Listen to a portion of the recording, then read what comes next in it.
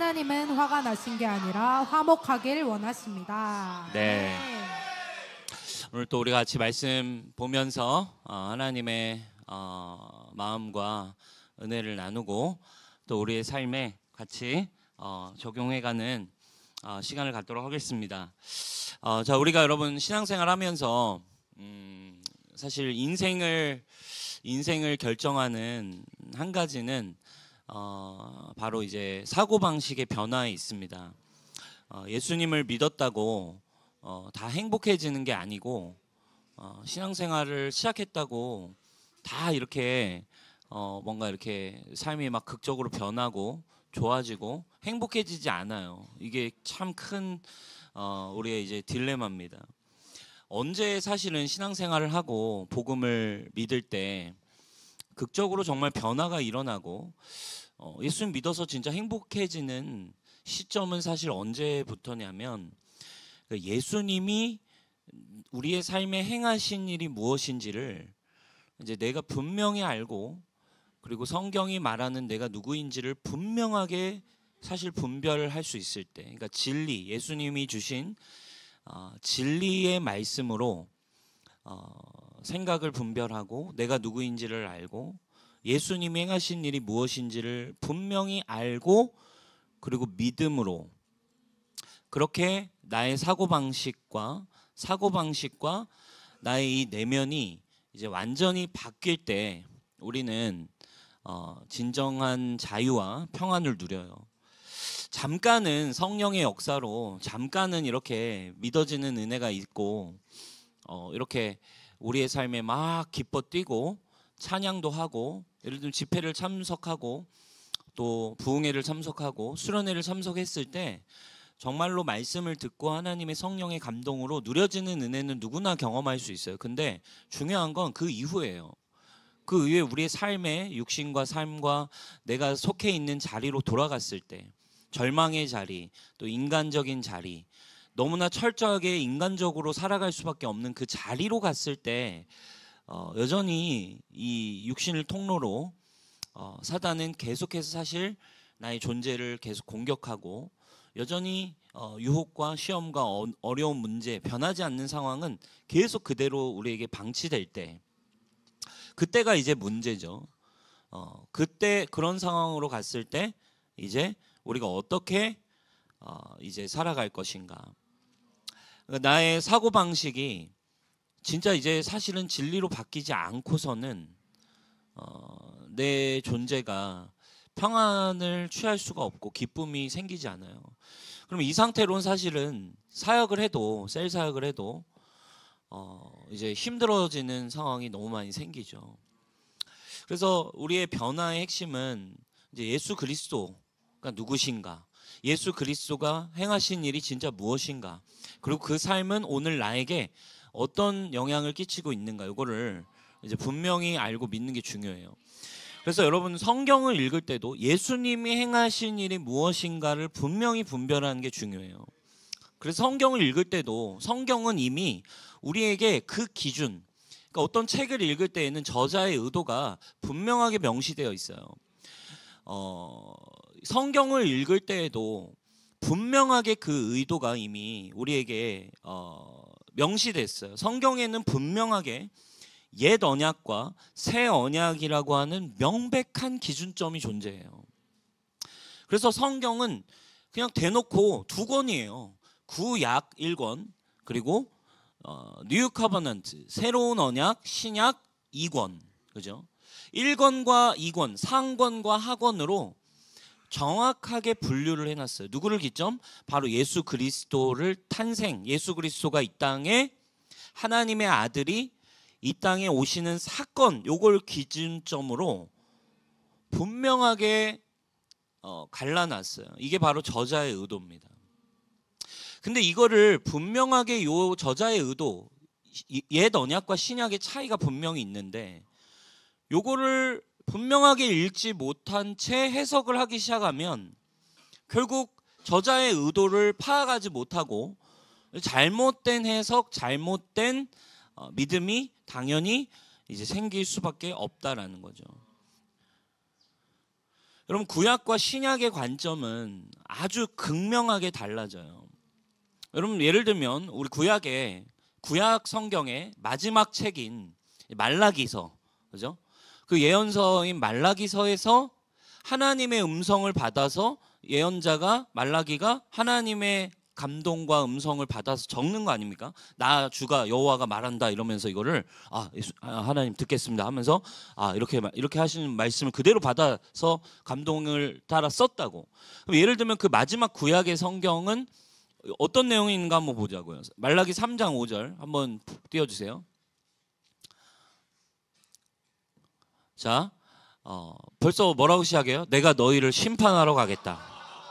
점치는 자, 가늠하는 자, 거짓 증언하는 자, 일꾼의 품삯 떼어먹는 자, 과오와 고발을 억압하고 나그네를 학대하는 자, 날 경외하지 않는 자들의 잘못을 증언하는 증인으로 기꺼이 내가 나서서 너희를 다 심판하는 자리에 다 세울 거다. 내가 아주 화가 많이 나 계세요. 또 4장으로 가봅시다. 나 만군의 주가 말한다. 용광로의 불길같이 모든 것을 살라버릴 날이 온다.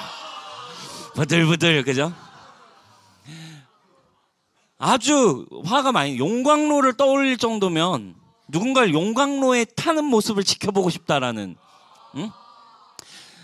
너가 용광로에서 끓는 걸 내가 직접 보고 싶어. 그 정도로 난 널 증오해. 정말로 널 죽이고 싶어. 그러나 널 사랑해. 널 태워버리고 싶어. Nevertheless 너와 함께 할 거야. 지푸라기 같이 다 타버릴 거다.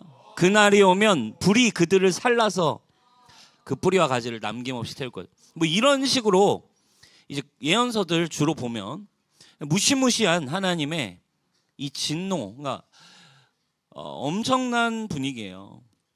아주 화가 나 계시고 막 심판을 벼르고 계십니다. 자, 근데 반대로 이제 이 말라기서가 딱 끝나고 이제 신약 성경으로 넘어오면 뭐부터 시작돼요? 보통 예수님의 탄생부터 딱 시작하잖아요. 이 구약의 시간이 딱 끝나고 신약 성경이 딱 시작될 때의 분위기로 가면 예를 들어 한 본문을 봅시다. 누가복음 이제 2장 13절과 14절이에요. 예수님의 탄생의 시점입니다. 임마누엘 예수님이 이 땅에 오시는 그 예수님의 탄생 시점에 목자들이 천사들을 지나가다 만난 거예요. 근데 천사들이 이 예수님의 탄생 소식을 알린 뒤에 갑자기 목자들이 뭘 봤어요? 갑자기 호련히 수많은 천군이 그 천사들과 함께 하나님을 찬송하여 이르되, 갑자기 하늘이 열려서 천국의 이 천군 천사들이 다 같이 찬미하고 예배하는 광경을 봐버렸어요. 분위기가 완전 축제와 기쁨과 행복이에요. 지극히 높은 곳에선 하나님의 영광, 땅에서는 하나님이 기뻐하신 사람들 중에 평화로다 하니, 이렇게 나와 있어요. 자, 예수님 이 땅에 태어나실 때 모습이거든요. 자, 분위기가 완전히 달라지는 모습을 볼 수 있어요. 자, 14절을 이 원문에 조금 단어, 이 형용사를 조금 순서를 이 개역개정은 조금 다르게 번역을 했는데, 직역으로 해놓은 킹제임스 버전을 보면 이런 내용이 가까워요. 가장 높은 곳에서는 하나님께 영광, 땅에는 평화가 왔다. 왜냐하면 사람들을 향한 하나님의 선하신 뜻 때문에. 이게 사실은 그 천사들의 찬양의 의도가 담겨 있어요. 하늘에는 영광이 임했다. 이제 땅에도 평화가 임했다. 왜? 무엇 때문에? 이 세상 사람들을 향한 선하신 뜻 때문에. 그게 누구라는 거예요? 바로 예수 그리스도. 예수님 때문에. 자, 천사들이 지금 천국에 천군 천사들이 다 같이 축제가 벌어졌어요. 이건 여러분, 하나님이, 예를 들면 생각해봐요. 천군 천사들은 하나님의 성품과 하나님께 반응하는 자들이에요. 근데 하나님이 아까 말라기처럼 화가 잔뜩 나 계신데 자기들끼리 축제할 수 있어요? 그러면 큰일 나죠, 여러분. 주인이 분위기가 안 좋은데 지금 부장님이 화가 잔뜩 나 있는데 오늘 맛집이나 가시죠, 부장님. 이래버리면 이제 이러면 뭐 완전 부장님한테 이제 욕 먹은 거 아니겠습니까? 이 천사들이 찬양하는 이유는 당연히 하나님의 마음 때문이에요. 하나님이 기뻐하시기 때문에 축제와 천사들의 찬양과 예배가 일어날 수 있겠죠. 예배, 대대적인 예배의 이유가 뭐예요? 이 세상 사람들을 향한 선하신 뜻이 시작됐다를 선포하고 있어요. 그래서 그 선하신 뜻 때문에 하늘에는 이제 영광만이 오게 됐고 땅에도 이제는 평화가 찾아왔다. 예수님 때문에. 그죠?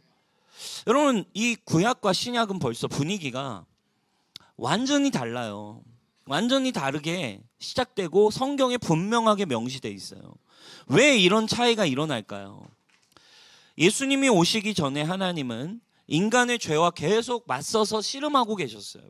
하나님이 인간을 대면하실 때 계속 이 인간의 죄악, 그 인간의 더러움, 인간의 이 연약함과 계속 맞서서 씨름하고 있었어요. 그래서 하나님은 인간의 죄악 때문에 막 이걸 어떻게 하셔야 되니까, 막 어떻게 해결하셔야 되니까 죄와 계속 우리의 죄악과 막 싸우세요. 그래서 화가 나셨다가 막 삐지셨다가 서운하셨다가 또 잘 타일렀다가 막 무섭게 용광로 협박도 막 하셨다가, 그리고 때로는 이제 매질도 하셔서 심판도 때로는 받게도 하시고 죄값을 치르게도 하셨다가 우리의 죄와 계속 씨름하고 싸우셨어요. 그래서 이스라엘 막 멸망하는 것도 내버려 두시고 심판도 하시고 막 그랬다 이거예요. 사람들의 삶에 노출되어 있는, 방치되어 있는 이 죄 문제 때문에 구약에선 하나님이 이거랑 같이 계속 싸우셨어요. 그리고 그분의 진노가 찾아옵니다. 자, 그런데 신약으로 와서는 예수님의 오심과 동시에 이제 천국과 하나님의 분위기는 완전히 바뀌어요. 왜 그런 줄 아세요? 이제 천사들이 찬양하는 이유는 이거예요. 하나님의 선하신 뜻인 예수 그리스도로 인해서 이제 이 예수 그리스도가 죄의 문제를 해결하기 위해 오셨기 때문에 이제 모든 것의 전쟁은 끝났다. 이제 더 이상의 스트레스는 없다. 이제 더 이상 너희와 내가 씨름하면서 내가 힘들고 이렇게 싸우고 내가 열받고 삐지고 어려울 일도 없다. 하늘에는 이 선하신 뜻인 예수님 때문에 하늘에서는 이제 나에게는 영광만 있다. 그리고 땅에도 비로소 이제 평화가 올 수 있게 됐다. 이게 여러분 하나님의 마음의 분명한 변화예요. 이걸 우리가 분명히 알지 못하면 여러분 우리는 복음을 이해할 수가 없다니까. 복음을 기쁜 소식이라는 명제가 내 믿음 안에 풀어지지가 않는다니까. 하나님의 마음은, 인간을 향한 태도와 마음은 그리스도 안에서 180도 바뀌었어요. 이걸 분명히 아셔야 돼요. 신약의 누가복음 천사들의 찬양을 왜 인간에게 보여주시겠냐 이거예요. 왜 하늘문을 여셔서 천군 천사들이 찬양하고 있는 천국의 축제를 그 목자들에게 왜 의도적으로 보여주시겠냐 이거예요. 보라 이거예요. 처녀가 아들을 낳으니 이름을 임마누엘이라 하라고. 하나님이 우리 함께 계신다. 함께 할 수 없는 우리에게 이제 함께 하러 왔다. 이 완전히 바뀐 거죠. 그러니까 이 구약과 신약은 완전히 여러분 이게 하나님의 마음이 이 개비스콘, 완전 개비스콘이에요. 자, 구약을 먹었을 때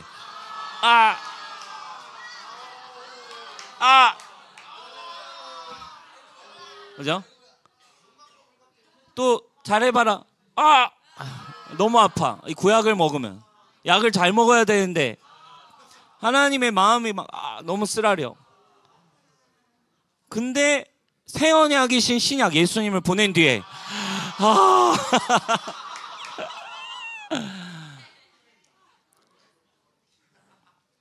하나님의 이 마음과 하나님의 태도, 이 분위기가 이게 완전히 바뀌었어요.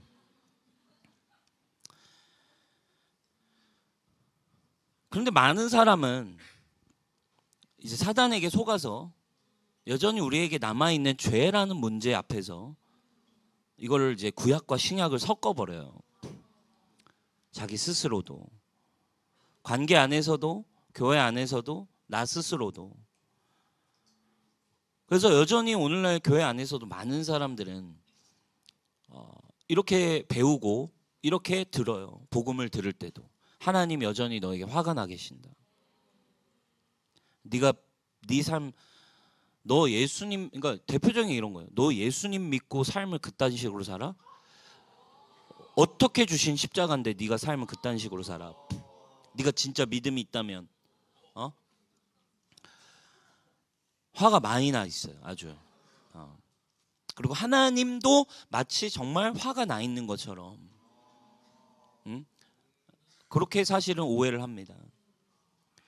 그리고 죄에 대해서 화가 나 계신 본문을 가져오기가 쉬워요. 어디에 많아요? 구약에 가면 너무 많아. 살짝 그냥 툭 펴도 나와. 툭 펴도 나와. 진절머리 난다. 용광로에 태우겠다.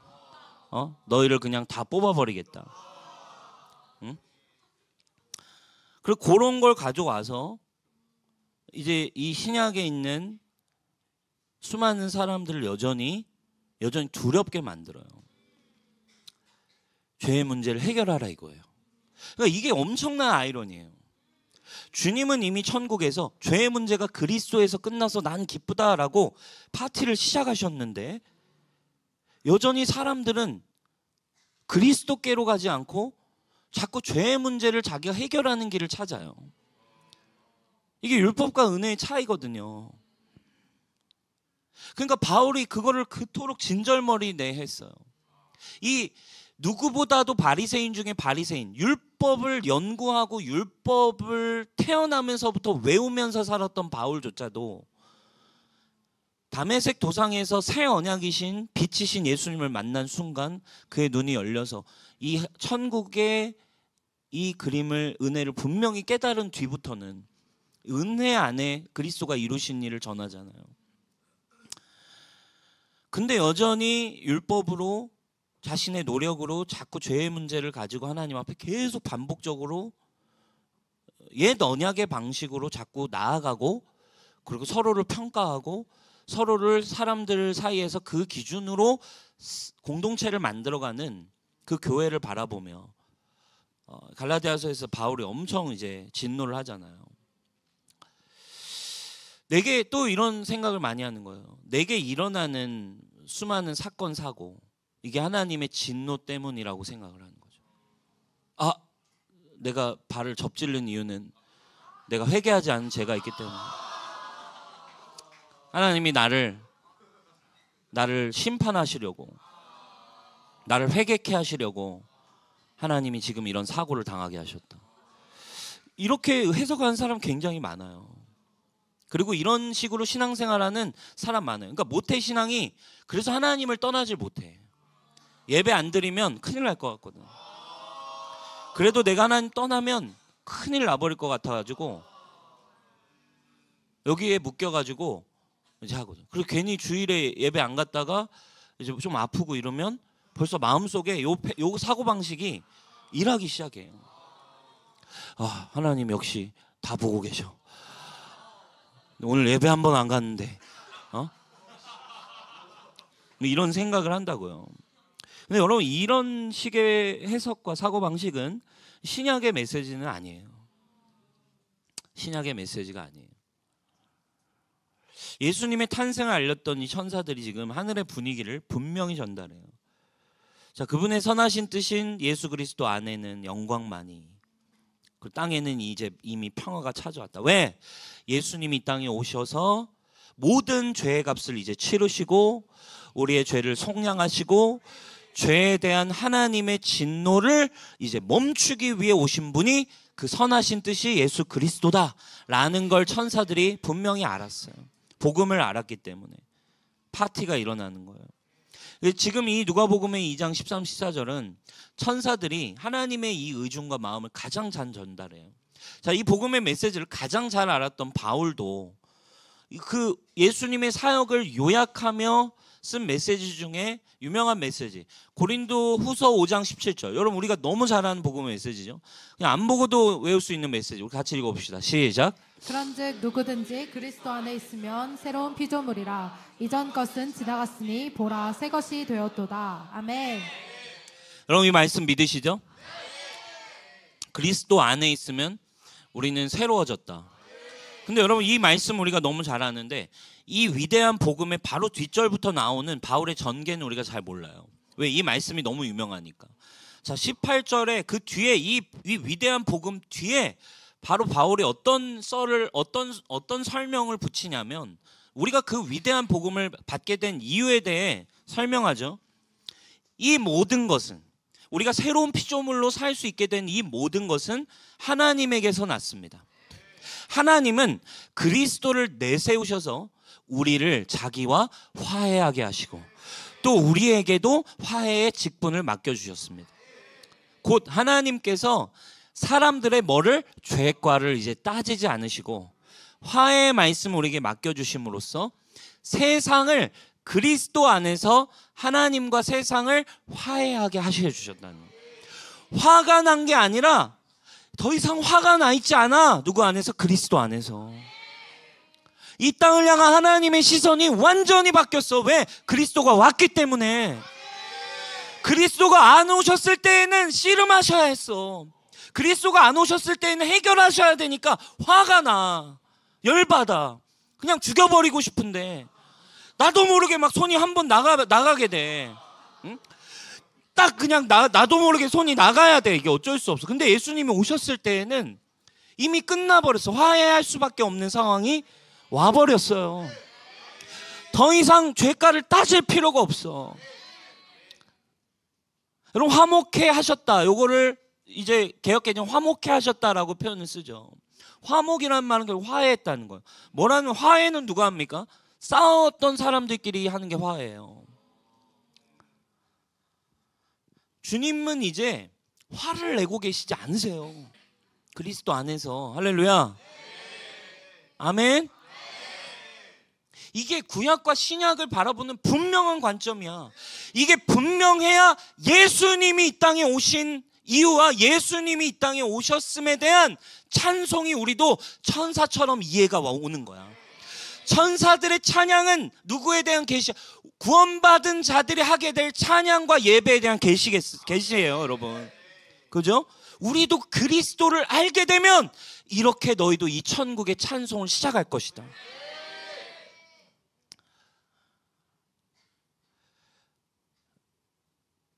여러분 생각해 보세요. 우리가 뭔가를 잘못했거나 대화할 때, 뭐 화가 나 있는 상대방에게 내가 대화하려고 할 때 나의 잘못 때문에 잔뜩 화가 나 있어. 화가 나 있는 상대방한테는 내가 어떤 얘기를 해도 사실은 먹히지 않아요. 그죠?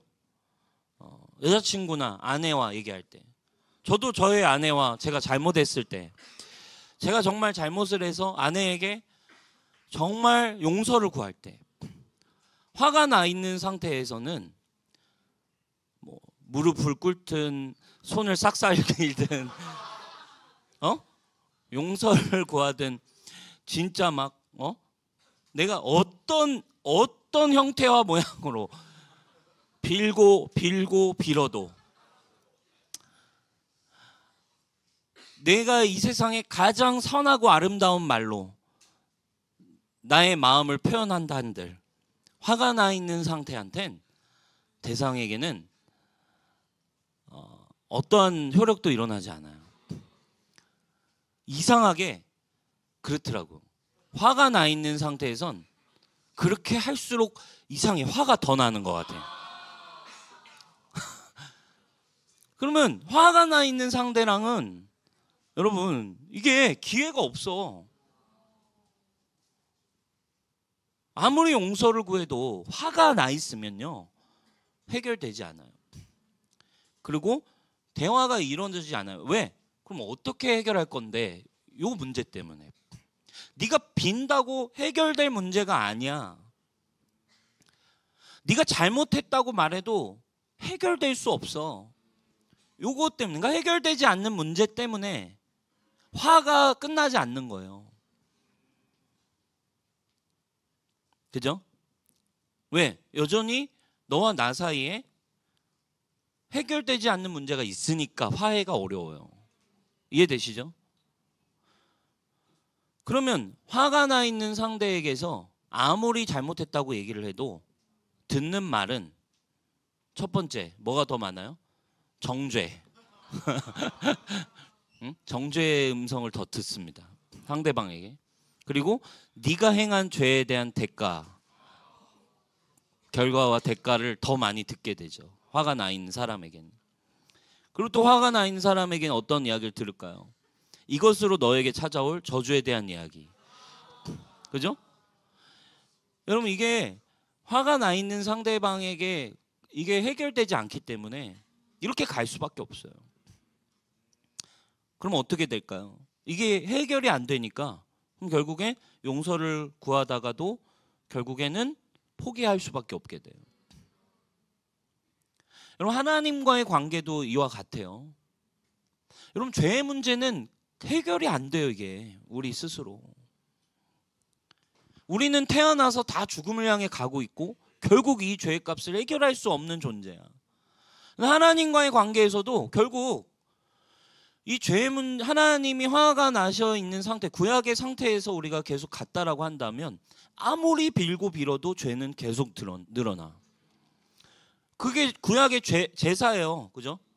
우리 이따 보겠지만 가서 죄송합니다, 미안합니다, 용서해 주십시오, 제사를 딱 지냈어. 그랬는데 바로 일주일 뒤에 돌아와서는 또 똑같은 죄로 더 화나게 했어. 더 화가 나 있겠죠? 그러면 또 똑같이 계속 요게 화해가 이루어질 수 없는 관계. 이해되세요? 여러분 생각해보세요. 여러분 아내나 사랑하는 사람이나 용서를 구했는데 또 똑같은 문제가 생겨. 그러면 화해가 어려운 거죠. 그죠? 저의 이야기입니다, 여러분. 용서가 어렵죠. 똑같은 문제로 또 똑같이 어려워지니까. 왜? 이 죄값이 계속 해결이 안 되니까. 끝나지 않는 굴레야. 여러분, 우리의 인생이 하나님과의 관계에서 그래서 어려워지는 순간이 언제겠습니까? 여러분, 하나님이 지금 화가 나 계신다면 우리는 어떻게 해결해야 되겠어요? 지금 여러분 혹시 신앙생활 하면서 여전히 내가 삶 속에서 짓고 여전히 넘어지는 죄의 문제 때문에 하나님이 이제 삐지시고 화가 나셨다 라고 혹시 믿으시고 계십니까? 그러면 결국 여러분은 속는 것뿐이에요. 결국에 속게 됩니다. 금방 두려움과 금방 또다시 저주와, 아까 얘기했죠. 뭘 받는다고? 첫 번째 정죄를 받고, 그리고 그 죄에 대한 대가에 대한 두려움이 찾아올 것이고, 그리고 너에 대한 저주가 이제 생각이 나게 돼 있어요. 누가 하는 일이에요? 하나님이 하신 일이 아닌데도 하나님은 그렇게 이해하고 있어요. 대화 자체가 성립이 안 됩니다. 실망이야, 넌 안 돼 라는 메시지 앞에 사람들이 어떻게 돼요? 많은 신앙인들이 포기하는 길을 선택을 하는 거죠. 더 이상 안 되겠다. 더 이상 나는 할 수가 없다. 왜? 하나님이 이거에 대해서 화가 나 계시다. 그래서 화목해되지 않으면 사람은 어떻게 될 수밖에 없냐면 더 파괴적인 길로 갈 수밖에 없어요. 결국 안 될 걸 아니까 포기해버려요. 대화가 안 되는 걸 아니까. 여러분, 근데 반대로 생각해 보세요. 저와 여러분은 어차피 애초에 육신으로 태어난 아담과 하와의 저주를 받고 태어난 존재여서 어차피 저와 여러분들은 어차피 죽음으로 가는 존재야. 근데 뭐가 없으면 오직 화목해 하신, 오직 오셔서 화평케 하시고 이 문제를 완전히 해결하시는, 우리에게 먼저 다가오셔서 손 내미신 이 화목해 하신 예수 그리스도, 하나님의 손길을 받지 않으면 어차피 저와 여러분들은 죽었다 깨나도 의의 길로 갈 수는 없는 존재라고.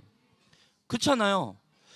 저는요, 남빈 목사는 원래 애초에 태생적으로 저의 살아온 환경과 삶 속에 저의 육신은 태생적으로 게으르고 연약하고 찌질한 존재예요. 저는 육신의 노예로 살아가면 저도 방황하고 하나님을 만나기 전에 술 먹고 담배 피고 죄라는 죄는 다 선택할 수밖에 없이 살아갈 수밖에 없는 존재가 나라고.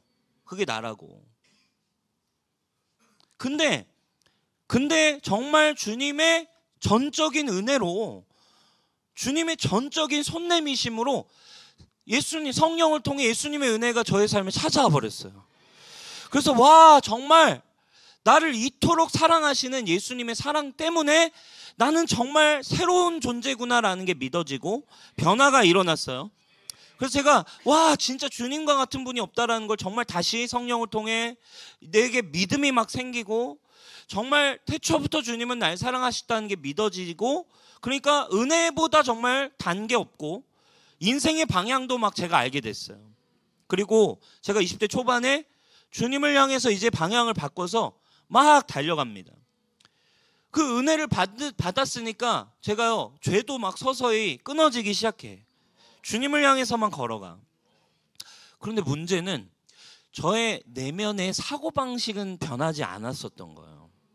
은혜는 경험해서 그 은혜로 갔지만 저의 내면의 이 사고방식은 변환이 안 된 거야. 그러니까 그러다가 주님을 위해서 다 나는 해결했다고 생각했는데 어느 순간 내 힘으로는 감당이 불가능한 문제가 딱 찾아올 때, 뭐야 이거? 난 분명히 다 해결된 줄 알았는데, 내 힘으로는 감당 안 된 문제가 찾아올 때, 죄악 앞에 다시 내가 무너질 때, 다시 그럼 어떻게 되겠어요? 제 사고방식이 안 바뀌어 있으니까 저는 다시 어디로 가냐면, 하나님이 이제 나를 버리셨나 보다. 하나님과의 관계에 저는 다시 절망을 경험하더라고요. 내가 지금까지 분명히 다 해결됐다 생각했는데 왜 또 이 문제에 넘어졌지? 나는 할 수 없다. 하나님이 날 다시 받아주지 않을 것이다. 내가 했던 모든 것은 거짓이었다. 제가 지은 또 주님 앞에 저지른 죄값으로만 바라볼 때 저는 또다시 저주받은 존재의 패턴으로 다시 살아갈 수밖에 없게 됐어요. 그런데 제가 다시 일어날 수 있는 힘은 어디 있나? 애초에 저는 죽음과 게으름과 나태함과 정욕과 육신으로 밖에 갈 수밖에 없는 게 원래 난데, 애초에 내가 주님의 사랑과 은혜로 변화된 삶을 살 수 있는 건 애초에 처음부터 나를 화목해 하기 위해 오신 예수님의 은혜 외에는 없다. 여러분, 이거를 깨닫는 것이 굉장히 중요한 거예요. 하나님은 내 죄에 화가 나 있지 않으세요. 나와 화목해 하셔서 나를, 내 그 죄의 문제를 이제 그리스도 안에 넣으셔서 그리스도 안에서 완전 희고 새롭게 하셔서 나와 관계 맺길 원하시는 게 바로 하나님이 세상을 이처럼 사랑하사 주신 새 언약이라는 거예요.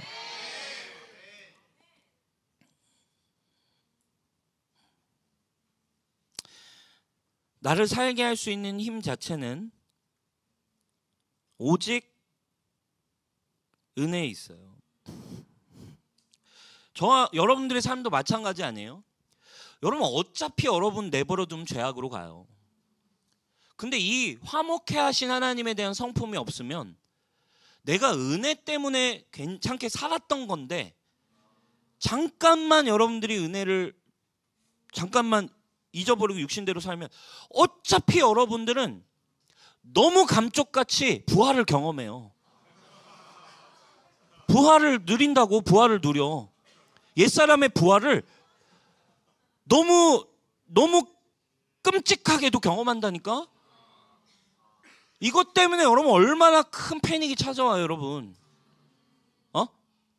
사역하다가 1년, 2년 정말 성령 충만하게 사역하다가 어느 순간 내 고질적인 연약한 문제 앞에 딱 여러분들이 좌절했을 때, 또 그 문제 앞에 완전 그 옛날 그 사람처럼 완전히 넘어졌을 때, 여러분들이 얼마나 절망에 빠지겠어요. 그러면 결국에 그 안에서 회복될 수 있는 길은 많지 않아요. 왜?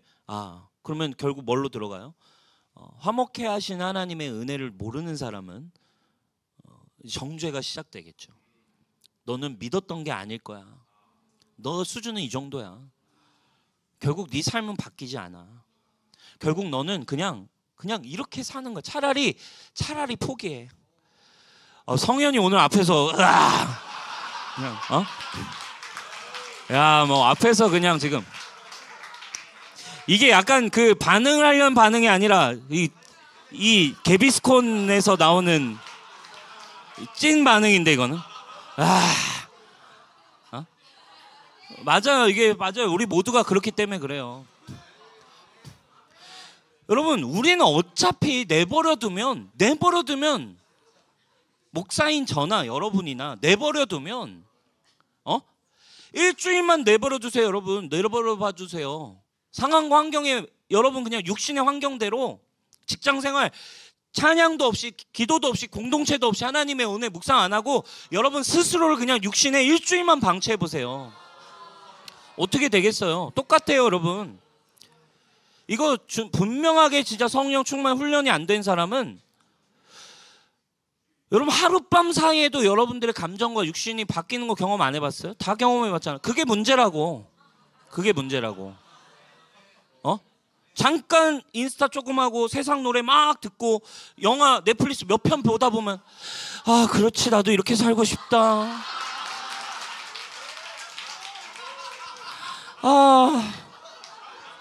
그래, 이런 로망. 그래, 나도 이런 여주인공을 꿈꿨었지.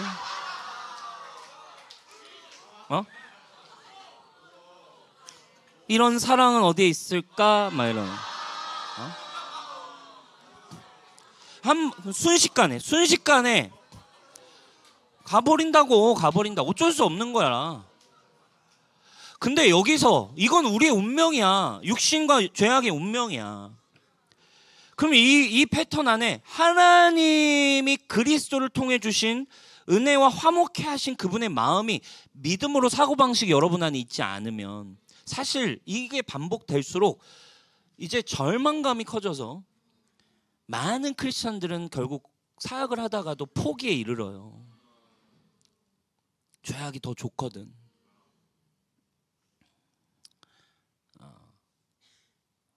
그리고 돌아오기까지 굉장히 오랜 시간이 걸려요. 사람들의 정죄와 하나님의 정죄와 수많은 이 정죄를 해결할 힘이 자기에게 없다고 느끼기 때문에 어쩔 수 없어요. 그러니까 이게 여러분, 우리는 어쩔 수 없이 내버려두면 죄악으로 가요. 근데 빨리 죄를 해결하고 성령 충만하게 하나님이 창조하신 본연의 목적과 축복과 그리스도의 형상을 향해 가는 길은 이 하나님과의 관계 안에 화목해 하신 하나님의 성품, 그리고 그것을 우리에게 주기 위해 오신 그리스도 안에 있다라는 믿음이 없으면 불가능한 거예요. 아멘. 사랑하는 여러분, 우리는 어차피 넘어져요. 근데 이것을 빈도수를 서서히 우리를 성령 충만한 삶으로 바꿔가게 하는 유일한 길은 오직 그리스도에 대한 믿음이에요. 주님은 화해하길 원하세요. 이 문제를 날마다 화해를 원해요. 화나 계시지 않으세요. 그리스도 안에서 해결해 가기를 원하세요. 100번이고 1000번이고. 아멘. 죄의 문제를 예수님을 내세우셨고 이제 화해하자, 새롭게 되었다, 이걸 날마다 하신다는 거. 그래서 우리 뒤에 보겠지만 예수의 피는 그래서 영원한 속죄를 주셨대요. 100번, 1000번, 10,000번 정도 여러분들이 회개하면 어떤 마음이 들어요? 100번, 1000번, 10,000번이면 하나님도 화 나시겠지. 그래도 100번, 1000번 정도 내가 똑같은 거 가지고 가면 이 정도면 나 같아도 화가 날 것 같아. 근데 뭐라고 얘기해요? 뒤에 나오겠지만 예수의 피는 우리를 영원한 속죄. 화가 안 나 있다니까. 자, 화친을 맺어요. 예를 들면 뭐 불가침 조약 이런 거 여러분 뭐 1차 세계대전 끝나고 독일과 프랑스와 영국이 이제 조약을 맺잖아요. 근데 언제나 그게 왜 조약이 힘들어요? 잘못한 사람이 이제 불평등한 조약을 하게 되잖아요. 보통 잘못한 사람들이 당연히 그 대가를 지불하는 손해보는 협정을 한다고. 우리는 마치 하나님과 화해할 때 이럴 거라고 생각을 하는 거야. 이제 주님이 나를 용서하셨으니 이제 네 죄의 문제 네가 다 끊고 이제 힘들게 이제 신앙생활 네가 끝까지 의리를 지키고 끝까지 포기하지 않고 가야 돼. 네가 져야 될 거룩의 무게를 네가 지은 죄만큼 꼭 이제는 감당했으면 좋겠어. 이런 식으로 조약을 맺을 거라고 생각하는 거죠. 그렇지 않죠. 그러니까 결국 그 조약이 자기가 뭔가 자기에게 불리한 조약이라고 생각해서 야, 내가 지키기 어려운 약속을 했다라고 생각하니까 그 조약을 이제 어기게 되겠죠. 또 죄를 지어. 그러니까 이제는 에라 모르겠다 그냥 도망치는 거야. 아예 하나님을 떠난다고. 하나님의 음성이 들리지 않을 만한 곳으로. 이게 여러분 죄의 패턴이에요. 근데 그렇지 않아요. 주님은 이게 다가오신 것도 은혜고 그걸 해결하게 하시는 것도 주님이 손해보면서 하시는 거예요. 우리가 손해보게 하시는 게 아니라 주님이 다 해결하시고 주님이 먼저 오셔서 그분이 먼저 그래서 이 죄의 형벌을 다 짊어지시고 물과 피를 다 쏟으시고 십자가에 등과 채찍을 다 맞으시고 십자가에 달려 물 한 방울 피 한 방울까지 다 흘리시면서 그분이 대신 지불하셨다고. 아멘. 이런 놀라운 이런 불평등한 화해가 어디에 있겠어. 은혜라고 말하는 거예요. 그래서 은혜. 그래서 복음을 원문대로 더 자세하게 풀면 그냥 기쁜 소식이 아니에요. 복음은 받아들일 수 없을 만큼 기쁜 소식이야. 받아들일 수가 없어. 도저히 이거는 말이 돼 이게 하는 소식이 복음이에요. 주님의 음성을 여러분 분명히 이해하셔야 돼요. 그리스도 안, 적어도 신약으로 넘어온 그리스도 안에 하나님의 음성. 네 모든 죄에 대해 나는 화내지 않을 거야. 내 모든 진노와 내 모든 죄에 대한 대가는 나는 이제 예수 내 아들에게 이미 다 물었거든. 이미 죄값을 다 지불받았거든. 너한테 화낼 이유가 뭐가 있어? 너한테 화가 하나도 나 있지 않아. 이제 내가 모든 걸 해결했다라는 것만 믿어. 너는 이제 내 안에 있음을 믿어. 오직 나와 함께 한다는 걸 믿어. 네 안에 그리스도가 있다라는 것만 믿어. 그러면 모든 게 이제 나와 함께 해결되는 거야. 나와 함께.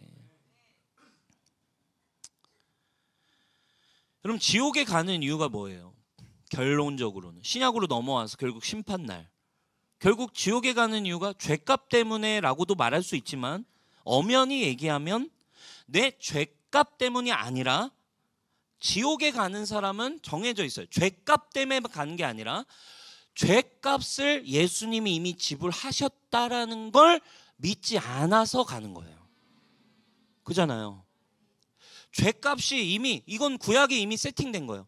죄악이 분명해서 구약이 계속 말하는 건 이거예요. 결국 심판할 수밖에 없네. 죄는 해결이 안 되네. 결국 심판할 수밖에 없네. 이게 구약의 메시지라고. 근데 신약으로 와서 복음이 왔어. 죄의 문제는 해결되었음. 이미 화목해 하셨음. 이 땅에. 할렐루야. 그러면 이제 마지막에 심판의 이유는 한 가지예요. 이미 해결된, 지불된 죄의 값을 믿지 않았음. 이 죄값을 이미 받지 않아서 결국 지옥에 가는 거예요. 근데 우리는 이렇게 여전히 생각하죠. 예수님 믿었는데 여전히 술 먹고 담배 피고 욕하고 이런저런 일 그만두지 않으면 하나님이 널 용납치 않을 것이다. 이거는 우리가 그래서 사람들이 이거에 대해서 예수님의 말씀을 근거로 막 내밀어요. 나더러 주여 주여 하는 자마다 천국에 오는 게 아니다. 내 말씀대로 행하는 자라야 천국에 갈 것이다. 근데 여러분, 이 말씀을 예수님이 이야기하신 의도가 있어요. 이거는 누구에 대한 이야기였어요? 바로 바리새인들에 대한 저주였어요. 신약 성령이 오시기 전, 예수님이 오시기 전 율법만을 가지고 자기의 의와 그것을 지킴으로 주여 주여 기도하면서, 우리 바리새인과 세리의 기도에서 봤죠? 주여 주여 하면서 기도하는 자들, 율법만을 가지고 자신이 의롭다, 자신이 이미 구원받았다라고 믿고 있는 자들에게 하시는 저격이지, 신약의 성도들을 향해 저격하는 말씀이 아니잖아요. 대놓고 대상이 있잖아. 회칠한 무덤과 같은 바리새인들아, 율법으로 자신의 의로 여전히 아직도 하나님의 기준을 충족할 거라고 생각하고 있는 이 바리새인들아라고 하면서 대상이 정해져 있다고. 신약의 그리스도 안에 있는 자들을 향한 본문이 아니잖아요. 근데 이거를 아까 얘기한 대로 구약과 신약의 예수 그리스도를 경계선으로 한 구분점을 분명히 알고 해석해야 되는데, 그냥 이거를 쫙 평면으로 두고 그냥 일률적으로 하니까, 여전히 구약적 해석으로 성도들에 대해서도 하니까 복음이 안 된다고. 예수님의 십자가가 구약의 제사 수준과 비슷한 형태로 놓게 만들어버리는 상황이었는데, 여러분 이해가 되세요? 제 말이? 표정은 약간 이해가 안 되는 표정인데 이해되세요, 여러분? 주님이 얘기하시는 건 그거예요. 그냥 그리스도 성령 안에 있는 자들, 오직 네 행위로 이제 구원받는 게 아니라 예수 그리스도가 이루신 일을 믿는 자들이 구원받는 거예요. 어린 양의 피로 새롭게 된 자들, 그죠? 하얀 옷을 입은 자들, 저들이 누굽니까? 그죠? 어린 양의 피로 새롭게 하얗게 된 자들이라고 장로들이 소개하잖아요. 틀린 말이에요. 네가 여전히 마음대로 살고 그렇게 살고 있다면 너는 지옥에 갈 것이다. 아니에요. 예수 그리스도를 믿는 믿음으로 우리는 구원에 이르게 됩니다. 그러면 그건 뭐라고 믿는 거예요?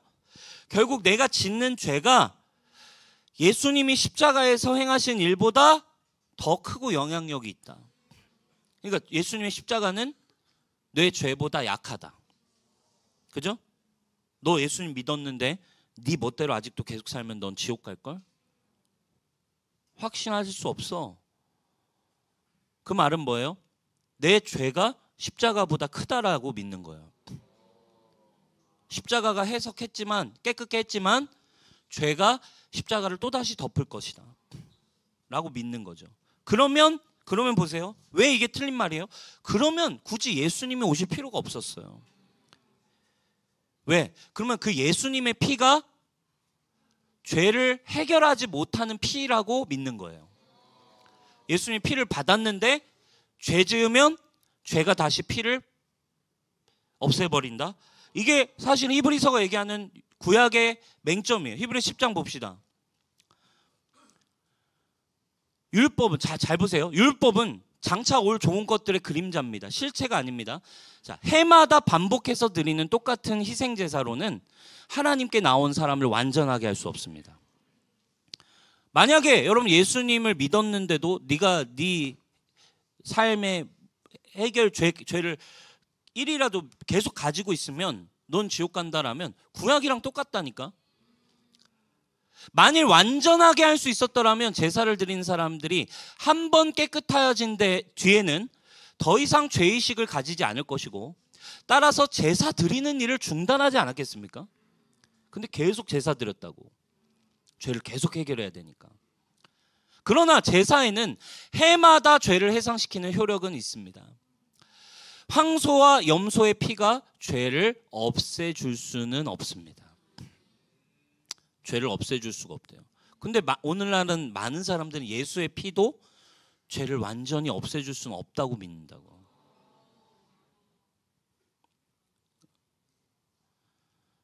자, 그 다음에 10절부터 이런 얘기가 나와요.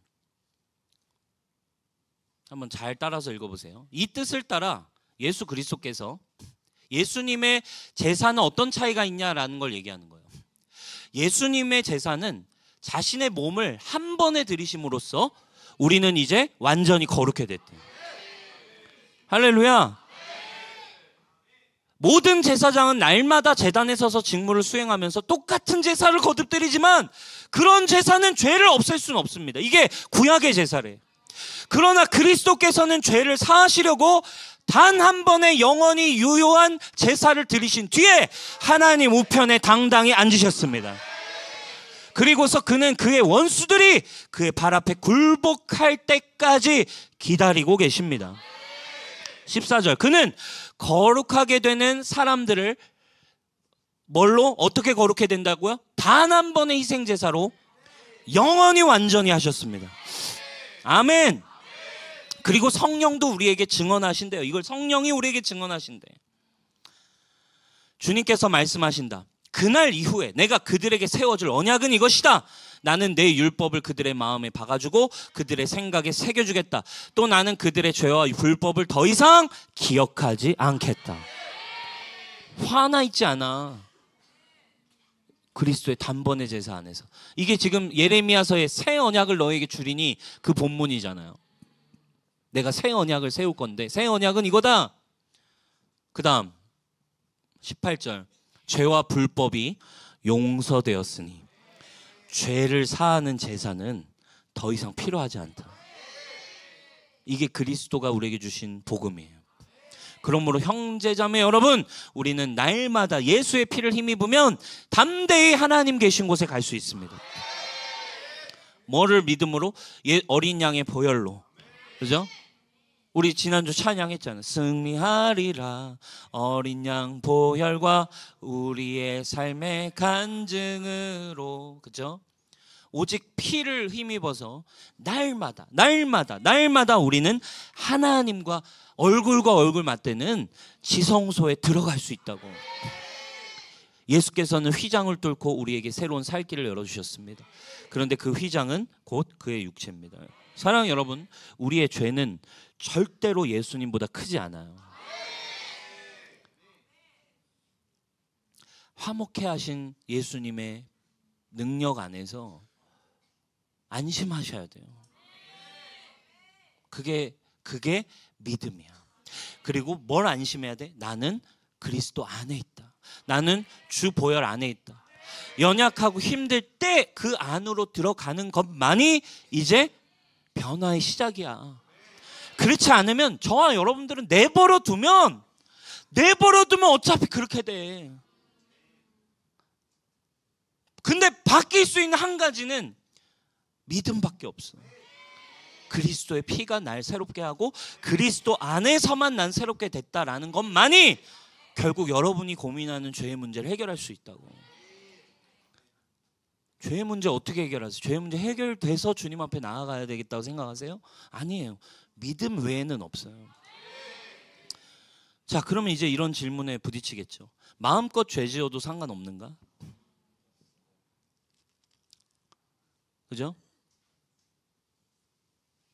근데 여러분, 이거는요, 생각해보면 쉬워요. 그러니까 내버려 두면 하나님 없으면 결국 다 죄 지어요. 근데 핵심은 죄에 대한 핵심 한 가지예요. 하나님이 오셔야만 죄의 문제를 해결할 수 있는 거예요. 마음껏 죄 지어도 상관이 없냐가 아니라 어차피 죄는 계속 우리의 삶을 발목 잡아. 근데 한 가지의 유일한 방법은 하나님 안에, 그리스도 안에 있다라는 믿음만이 소망이라고. 저와 여러분들의 소망은, 니나 나는 여러분들이 뭐 좀 감동받았다고 죄를 해결할 수 있지 않아. 현실을 파악하세요, 여러분. 상대방에 대해서도 마찬가지예요, 여러분. 거기서 거기야. 어디에서만 해결될 수 있어? 어차피 그리스도 안에 속했다라는 믿음 외에는 죄는 해결받을 수 없다니까. 자, 은혜의 복음을 들은 뒤에 마음껏 죄 지어도 괜찮겠네요 라고 말한다면 사실 그 사람은 은혜 안에 제대로 들어가 보지 않은 사람이 하는 말이야. 여전히 자신의 힘으로 뭔가를 이룩하고 있는 사람들, 경건에 이루고 있는 사람들. 제가 그랬거든요. 저도. 아, 은혜가 오면 죄 해결되네. 근데 제 힘으로 안 되는 지점이 와요. 내 힘으로 안 되는 지점들이. 내 힘으로 해결되지 않는 두려움들이 온다고.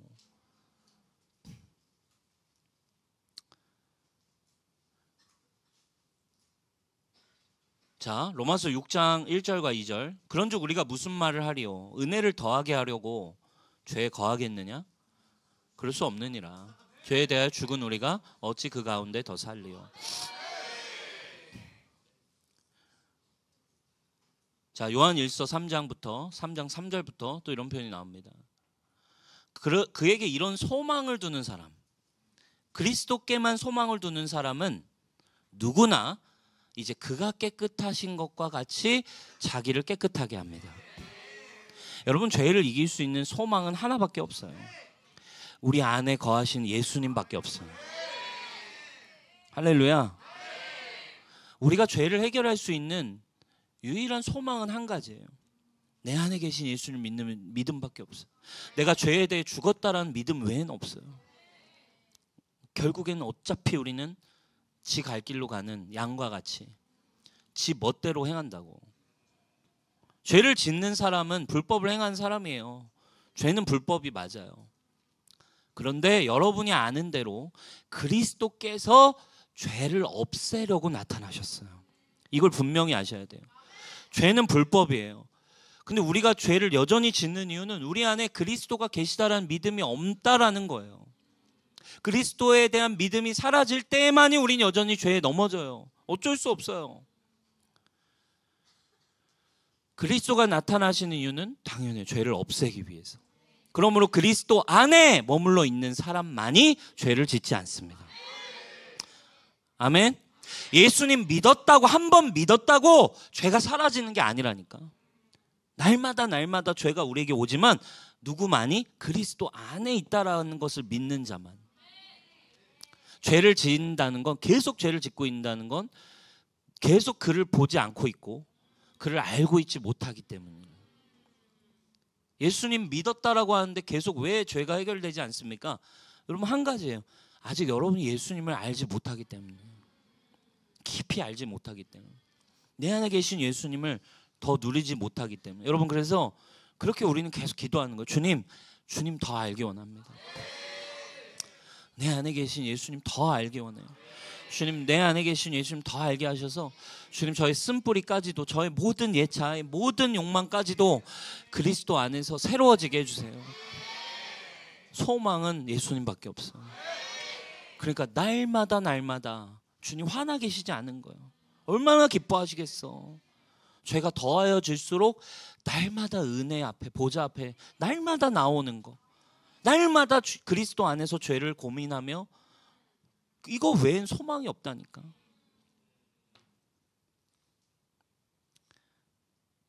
기억하세요. 죄는 예수님이 내 안에 계신 만큼 사라지는 거지 내 힘으로 절대 없앨 수 없어요. 반드시 기억하셔야 돼요. 뭐라고요? 죄는 예수님이 내 안에 계신 만큼, 내 안에 살아계심이 믿어지는 만큼 없어지는 거지 내 힘으로 절대 없앨 수 없어요. 그러면 사람이 한순간에도 바뀔 수 있는 거예요.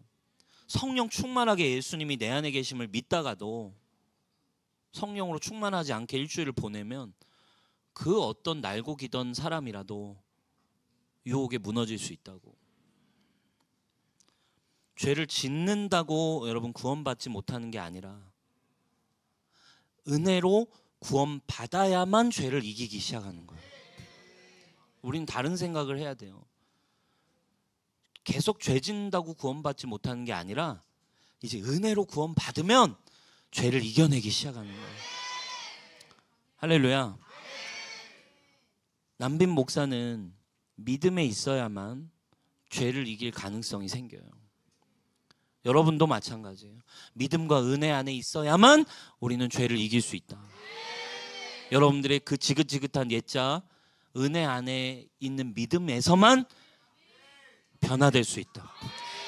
그러니까 여러분, 포기하면 절대 안 되는 거예요. 그럴수록 주님 앞에 나와야 되는 거예요. 그럴수록 예배해야 되고, 그럴수록 믿음의 사람의 바짓가랑이 붙잡아야 돼. 그럴수록 믿음을 말해주는 리더의 바짓가랑이 붙들고 나아가야지. 여러분 내버려두면 여러분은 그냥 파렴치하고 배신하고 더럽고 치사하고 그냥 나만 생각하는 그런 존재로 산다고. 따라합시다. 죄는 예수님이 내 안에 사시는 만큼 사라지는 거다. 왜? 죄가 사라지는 게 아니라 우리는 로마서 많이 공부했죠? 죄에 대하여 죽었다라는 것이 믿어지는 만큼. 그러니까 우리가 오직 죄를 해결하기 위해 다가오신, 언제나 화가 나 있지 않고 언제라도 그리스도 앞으로 나아가길 원하시는 은혜의 복음만을 우린 전하는 거예요. 여러분, 이 땅에 여전히 죄가 남아있어요. 사단도 남아있습니다. 이제 믿음을 사용하길 원하시는 거예요. 주님 아까 얘기했죠? 주님은 보좌 우편에 이미 앉아 계세요. 뭘 사용하라고? 죄와 싸워서 이기라고. 사단의 문제를 해결하라고. 이미 해결하셨대요. 뭘 사용해서? 믿음을 사용해서. 은혜만을 누리면서. 아멘. 두려움이나 불안을 가지고 살지 마세요.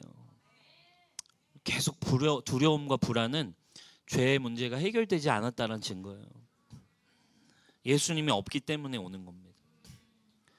화목해 하신 하나님 안에 이제 평안을 누리는 거예요. 자, 고린도후서 5장 19, 20절에 우리 아까 18, 19절 읽었는데 20절 결론은 또 이렇게 이제 내려요.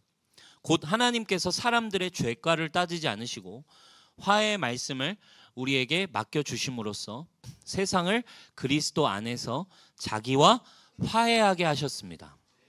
이해되시죠? 복음은 주님이 이미 우리에게 화해를 요청하고 계신 거예요. 근데 20절에 이렇게 얘기해요. 그러므로 우리는 그리스도의 사절단이래요. 대사. 그죠? 그리스도가 보낸 대사. 세상에 뭘 이야기하기 위해? 화해를 이야기하고, 세상에 죽어가고 두려워하고 있고 힘들어하고 있고 불안해하고 있고 아직도 벌벌 떨고 있고 아직도 해방되지 않고 있는 그들에게, 야, 하나님은 너에게 화나 있지 않으셔. 너를 살게 하시는 생명과 자유와 기쁨을 너에게 주기 위해 오셨어. 그거를 전하는 우리로 대사를 삼으셨대요. 하나님은 우리를 시켜서 여러분들에게 권고하신대. 우리는 그리스도를 대리하여 간청합니다. 여러분, 하나님과 화해하세요. 이게 이제 교회의 정체성이래요. 뭘로 산다고요? 이제 대사로 산대요. 보내심 받는, 하나님이 이 화해를 요청하기 위해 보낸 사절단, 사신들, 지금 우리에게 잘못해서 지금 힘들어하고 있는 그들과 조약을 맺기 위해 보내는 사신들, 그죠? 임무를 가진 자들. 여러분, 예수님의 지상 명령을 어떻게 받아들이고 계세요? 땅끝까지 복음을 전하고 땅끝까지 제자 삼아라. 이 우리의 비전, 우리의 사명, 우리의 이 셀 사역을 어떻게 받아들이고 계세요? 아직도 이걸 해야만 주님 앞에 이쁨 받는 거, 이걸 해야만 내가 증명하는 걸로 가고 있습니까? 아니에요, 여러분. 절대로 여러분 그렇게 여러분들의 삶이 바뀌지 않습니다. 미션을 어떻게 이해하냐? 주님이 이 화해케 하신 직분을 받는 거. 그러면 화해하기 위해 나에게 오신 그 화해의 소식이 날마다 나에게 먼저 누려진 사람이 기쁘게 가서 이 화해의 소식을 전하는 거죠. 화목해 하신 그분 안에서 여러분 좀 진짜 자유를 누리셨으면 좋겠어요. 하나님은 더 이상 여러분들이 화나 있지 않아요. 세상에 대해서도 막 화나 계시지 않으세요. 긍휼로 바뀌셨어요. 분명한 거예요. 이건 분명해요. 요한복음 3장 16절이 분명하게 하나님의 의도를 얘기하고 있어요. 하나님 세상을 이처럼 사랑하사 독생자를 우리에게 주셨다. 이는 저로 멸망치 않고 영생을 얻게 하기로. 하나님의 아들을 이 땅에 보내신 것은 심판을 위함이 아니요. 그렇죠? 나의 죄도 나의 연약함도 날마다 그리스도 안에서만 해결될 수 있는 기쁨과 소망을 가진 자들. 그러면 이제 어떻게 바라봐야 돼? 다른 사람의 연약함도 마찬가지예요. 다른 사람도 결국에 똑같아요. 주님 없으면 거기서 거기인 존재들이에요. 그리스도가 내 안에 있을 때만이 여러분 우리는 그래서 세상을 아름답게 볼 수 있어요. 그래서 여러분 교회는 손해보는 집단이 아니라 눈이 바뀐 집단이에요. 아직도 내가 손해본다라는 생각은 화목해 하신 그리스도 하나님의 성품이 들어오지 않은 거예요. 세상에서 손해보는 삶이다라고 보는 거는 여러분 믿음이 아니에요. 교회는 눈이 바뀐 사람이에요. 세상을 꽤나 굉장히 긍정적이고 아름답게 보는 거예요. 왜? 나에 대한 시선도 그렇게 바뀐 거예요. 나는 소망이 없는데 그리스도 안에 있을 때 나에겐 소망이 생겼거든. 그렇게 어떠한 연약한 놈들도 꽤나 긍정적으로 볼 수 있는 거예요. 이게 여러분 제자화예요.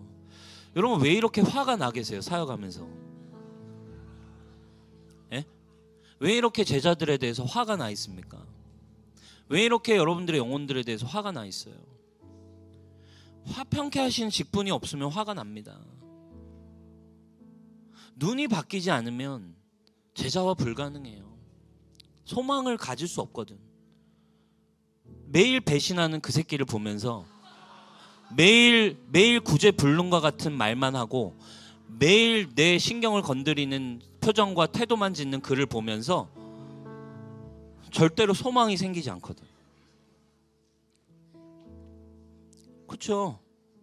그럼 꽤나 세상을 결국에 리더하는 삶을 어떻게 보는 거예요? 힘들게 보는 거예요.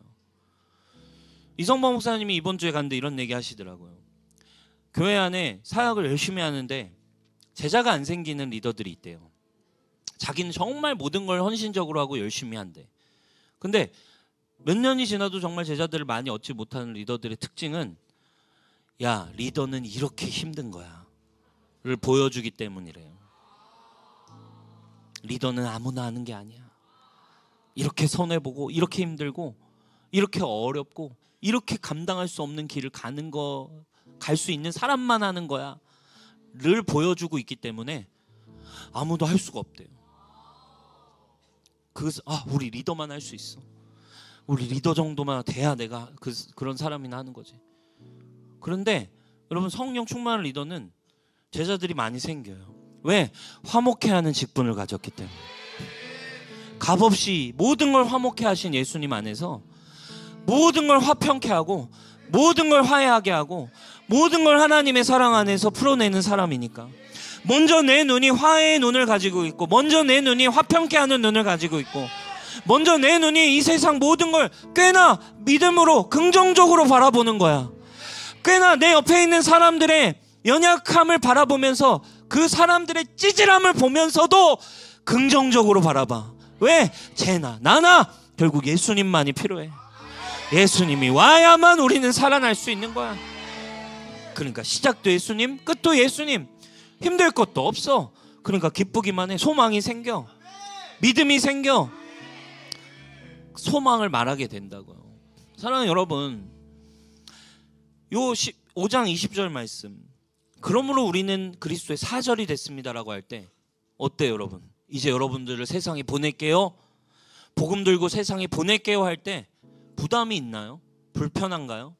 우리 매주 전도하지만 세상에 사람들 만나지만 또 손해봐야겠네, 또 고통받아야겠네 라는 생각으로 가나요?